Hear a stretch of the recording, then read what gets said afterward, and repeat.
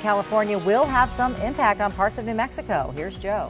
Okay, here's what we're looking at. First of all, you can see it's pretty quiet in the metro area right now, but potentially damaging winds from that California storm will impact northeastern parts of the state and continue down into the Ruidoso area with winds gusts over 60 miles an hour at times. Increasing showers over the weekend will start across southern parts of the state and rather cloudy skies for much of us this weekend. Now, here's that powerful storm system pushing on into California. It's going to kind of wring itself out with the moisture. We'll have a little bit kind of scattered around areas around the southwestern mountains of Colorado, a little bit of snow expected in the Durango area on into the mountains of Chama. But there you see, we'll start off in the 30s and 40s throughout much of New Mexico. And as we get to the afternoon, you'll see that front move on through, rather dry, but the winds will be increasing and breezy to windy conditions across the southern part of the state on the other side of this front. Look at the warm 70s taking shape. However, we're concerned about those potentially damaging winds that could be particularly strong around areas around Red River and Angel Fire, gusting over 70 miles an hour there, and then 50-mile-per-hour wind gusts from Raton on into Las Vegas. Dangerous crosswinds there,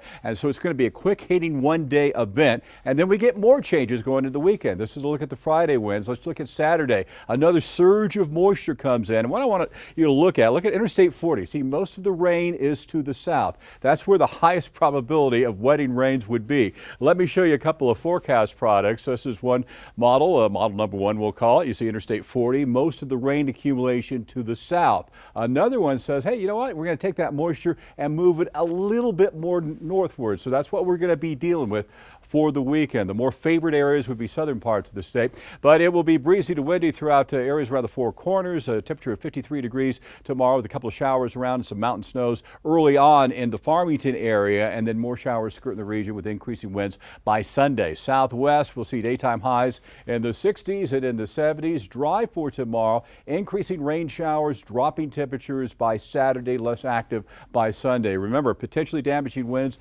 around the Ruidoso area for tomorrow. And the breezy to windy conditions elsewhere will push places like Farmington up to 74 degrees. But when that moisture comes in from the south, dropping temperatures, increasing rain showers, and less rain as we work toward the latter part of the weekend. Potentially damaging winds from Raton, Las Vegas, continue down into areas with strong winds from the East Mountains down that I-40 corridor.